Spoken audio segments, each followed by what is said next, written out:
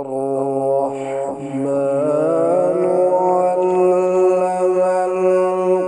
القرآن خلق الإنسان علمه البيان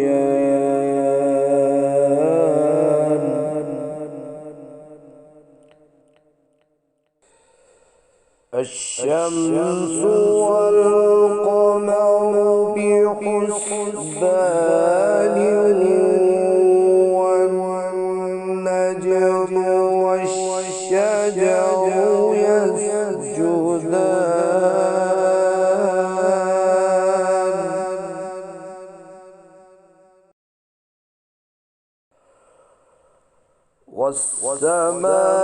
والسماء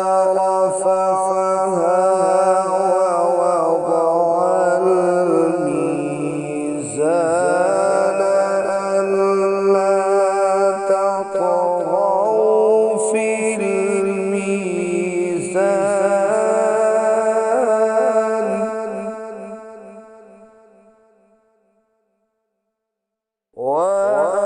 وأقيموا الوزن بالقسط ولا تخسروا الميزان والأرض وضعها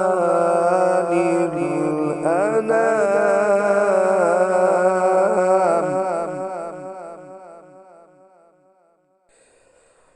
فيها فاكهة والنخل ذات الأكمام والحب ذو العصف والريحان فبأي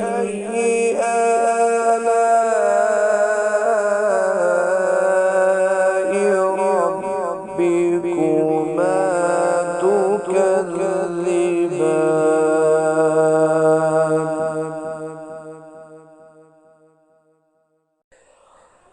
خلق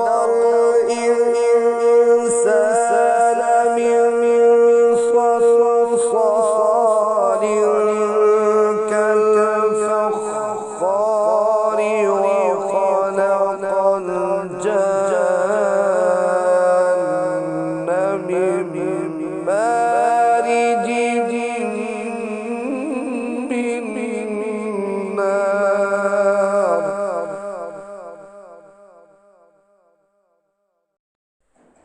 فبأي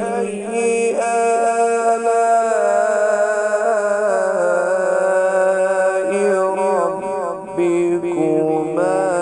تكذبان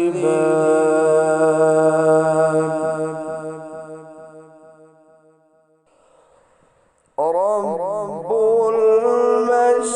المشرقين ورب المغربين فبأي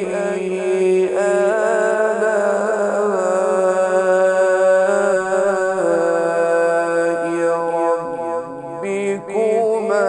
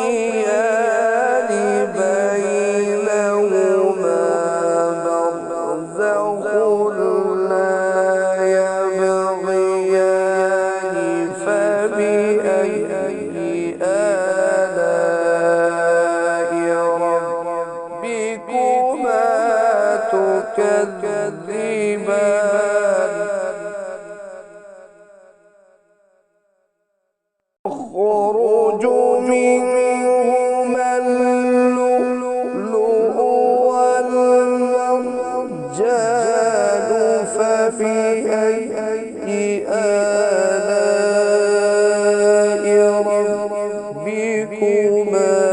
تكذبان